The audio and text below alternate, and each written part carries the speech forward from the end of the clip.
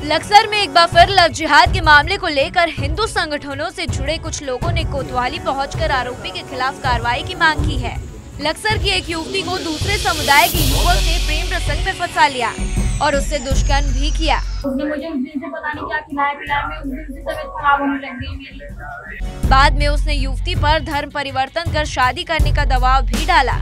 मना करने पर युवती को परिवार सहित मारने की धमकी भी दी गई। मैं तो जेल जा चुका हूँ और अगर तुमने मेरी बात नहीं मानी कि तुम्हारे घर में तो तुम्हारे भाई को उड़ा दूंगा कि तुम्हें भी। मैं तब चुप रही तो मैं कब तक चुप रहती। जी मेरे साथ शेर अली ने 4 साल से संबंध और मुझे झांसे में लेके बातें करके और उसके बाद उसने बोला कि तुम मेरे कहने से जो बातें करोगे या तो ये करो या तुम्हारे भाई को मार देंगे। फोटोज वगैरह जो भी है जैसे भी है उसके लिए टॉर्चर करके मुझे धमकी दी, मारने के बारे में बोला मुझे।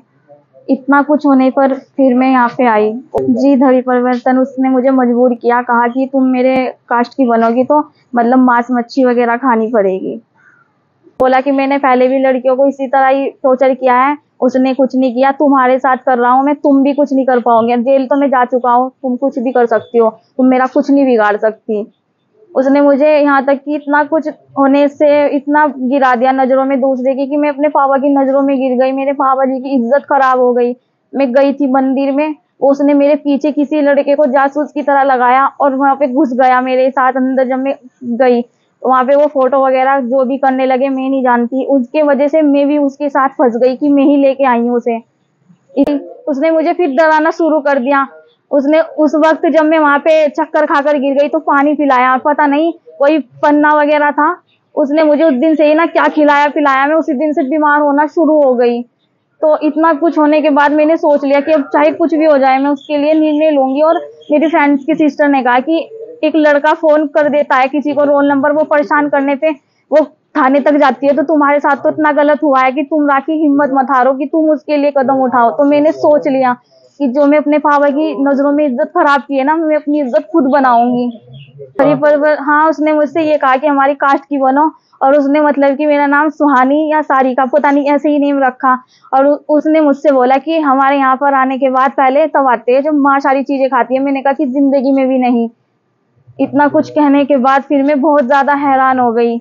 मैंने उसे यही कहा कि अब मैं जो भी करूंगी ना तुम सिर्फ देखना। जी जिसने मेरे साथ जोर जबरदस्ती पता नहीं क्या किया, मैं खुद भी नहीं जानती। जिस दिन मैंने आपको बताया कि उसने मुझे पानी वगैरह पिलाया तो मुझे वो उस वक्त वहां पे लेके जा रखा था मौसी के यहाँ पे सुल्तानपुर, तब मैं फंसी। ये तो मैं नहीं जानती कि उसने हाँ मेरे साथ ये सब कुछ ही किया है, क्योंकि उसी दिन से मैं बहुत बुरी तरह टूटी हूँ। राखी लव जिहाद का शिकार हुई है और उत्तराखंड में लगातार लव जिहाद की घटनाएं घटती जा रही है। जिस तरह से शेर अली नामक युवक ने राखी का शोषण किया है 4 वर्षों तक, उसकी घटना का हमें पता चला और हमने इस पर संज्ञान लिया। और राखी अपने आप में सक्षम है, वयस्क है, और उसने यह निर्णय लिया कि मैं शेर अली के खिलाफ लव जिहाद का एक मुकदमा कायम कराऊंगी। तो इसमें इन्होंने हमारी मदद ली और हम इसकी मदद के लिए यहाँ पे आए हुए। देखिए, जब लड़की ने विषय रखा कि भाई मुझे 4 वर्षों से मेरा शोषण कर रहा है और धर्म परिवर्तन करने के लिए दबाव डाल रहा है, हमारे संज्ञान में आते ही हमने तुरंत इसके लड़की से संपर्क किया और इसने कहा कि भाई मैं मुकदमा लिखवाने के लिए तैयार हूँ। तो आज अब इसकी तहरीर लेके थाने में आए हैं। शेष अब देखते हैं आगे कि क्या जो कानूनी कार्रवाई होगी वो करवाएंगे इसकी।